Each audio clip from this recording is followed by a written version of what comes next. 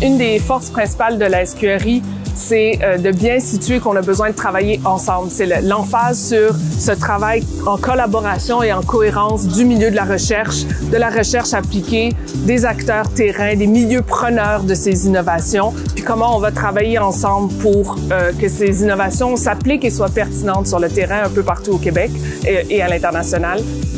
On souligne l'importance de la recherche fondamentale qui va nous amener à créer l'écosystème d'innovation de demain.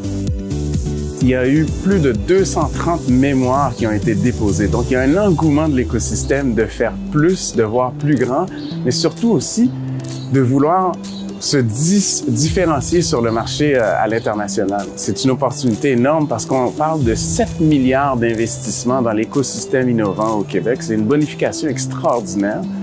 Et ça va permettre d'accompagner beaucoup plus d'entrepreneurs, mais aussi d'accompagner beaucoup plus de projets, surtout à la commercialisation.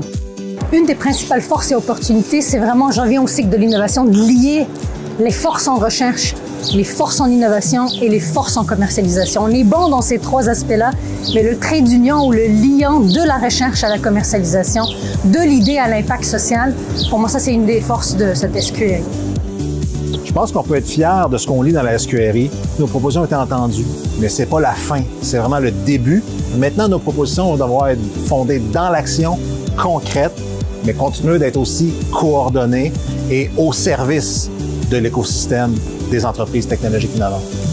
Dans la SQRI, aujourd'hui, on passe de l'intention à l'action. C'est clair dans la nouvelle stratégie qu'on va miser sur le développement durable et l'innovation sociale. Pour moi, c'est une grande avancée.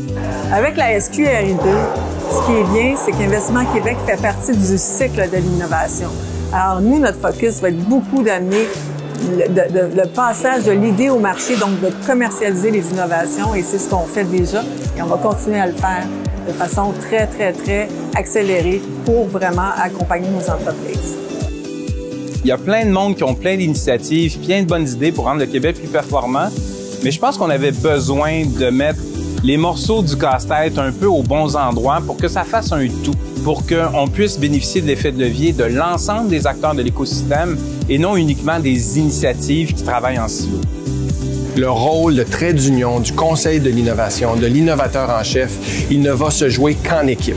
On ne peut accomplir les grands changements de société dont on a besoin que par les gens qui sont sur le terrain. L'écosystème est là pour faire arriver les choses. Notre rôle, c'est de déclencher une révolution de l'innovation partout au Québec, de faire en sorte que ceux qui sont sur le terrain soient capables de changer leur communauté, leur secteur et qu'on fasse la révolution de l'innovation au Québec.